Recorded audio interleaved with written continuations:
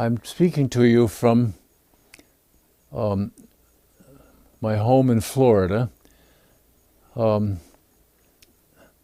regretting very much that I could not be present at Jocy de Oliveira's film in Rio in September, and very much regretting it, having seen the film. Would have loved to have been there. My purpose is to read a letter I wrote to Madame Oliveira 40 years ago. And reading it, I am reminded of so much that I did not say and of very little that I did say. So please permit me to give us a slight bit of context of background by saying that this letter was composed in the wake of Stravinsky's funeral in Venice on the 15th of April 1971.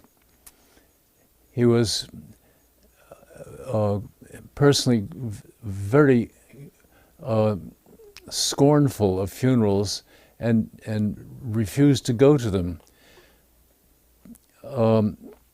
He did not attend his first wife's funeral. He did not attend his daughter's funeral, or the funerals of any of his friends, closest friends.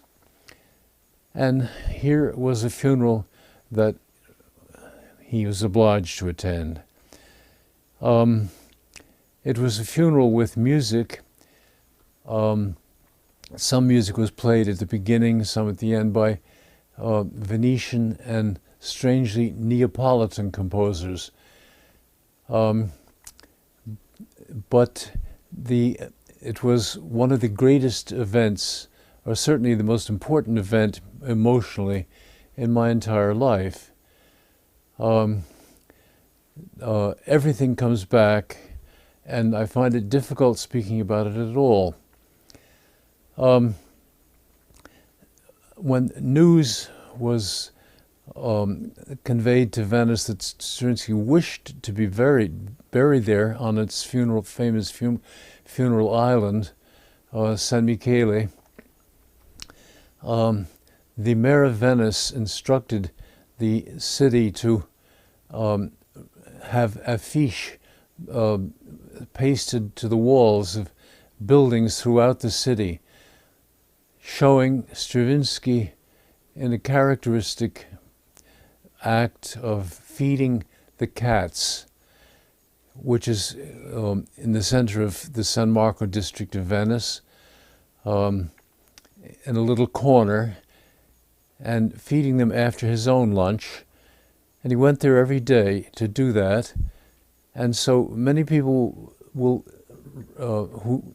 had been there would immediately recognize the man who never heard of music or of Stravinsky, but they will recognize him from this picture.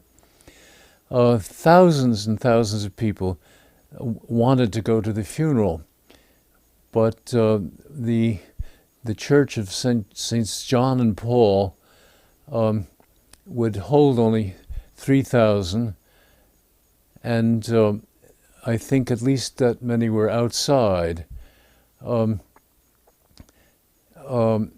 The service was in the Russian Orthodox Church, which means that the church had to be desacralized by a high Catholic authority. It was then entirely in the hands of a Russian Orthodox priest, Father Malicianos. There is a Greek church in Venice where El Greco prayed when he was a student of Titian, and which now exists as a museum because there is no Greek population in Venice anymore. Anyway, the crowds exuded their grief at this service, during the service, during which everyone had to stand from beginning to end, and the only person who was permitted to sit, and this only quite late, was Madame Stravinsky. The coffin stood in the aisle, the main center aisle of the church, and to the right of it was a great admirer of Stravinsky, somewhat secluded, the poet Ezra Pound, who was the leading cultural figure in Venice at that time. And he came early in the morning, about 5 o'clock, to be certain of being admitted. He had, early in his career, translated a French book into English, the very first biography of Stravinsky. And attended all of Stravinsky's concerts in Venice in years to come. The musical part of the service began with a performance of Stravinsky's Requiem canticles. He wanted this.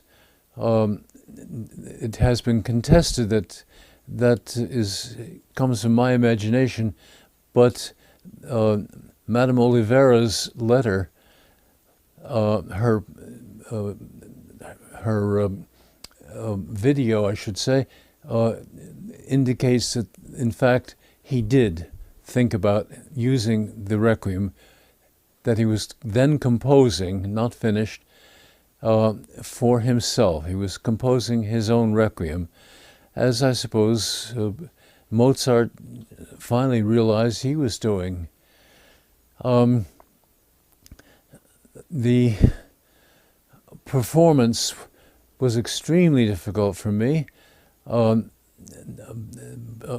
course because of the death of Stravinsky, but technically in that I had to use the opera orchestra, which is not used to his kind of music, and had very little rehearsal time, and had just flown in from New York and had no rest at all. And since Carmen was playing at the Venice Theater, I had to rehearse in the lobby. And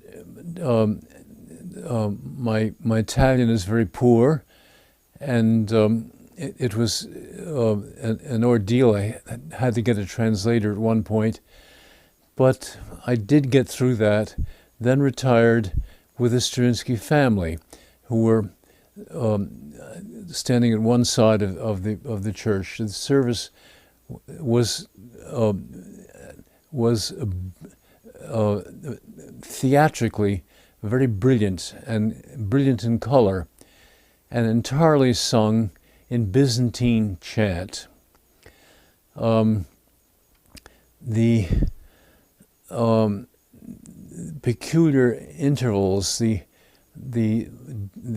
Orientalism of the cadences, the pronunciations of words, were hypnotic, haunting to me, a musician, and I think to the entire audience, congregation. I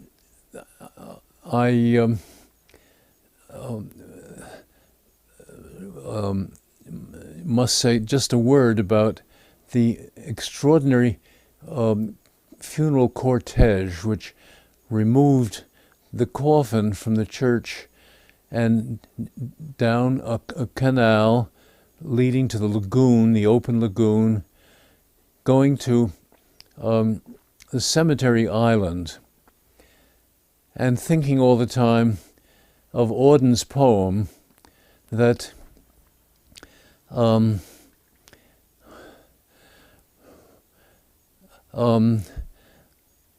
but where do personalities go? And in truth, we do not know.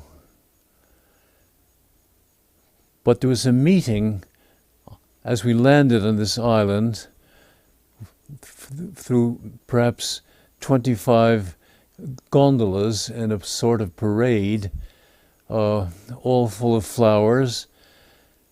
And when we landed on the island, Stravinsky's family was there ahead of us, and we gondoliers were the pallbearers and carried Stravinsky's remains to the